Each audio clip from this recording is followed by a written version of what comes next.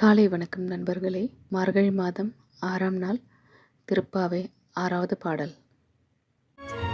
உள்ளும் சிலம்பினகான் புல்லரையன் கோயிலில் வெள்ளை வெளிச்சங்கின் பேரரவம் கேட்டிலையோ பிள்ளாய் எழுந்திராய் பேமுலை நல்ஜுண்டு கள்ளச்சகடம்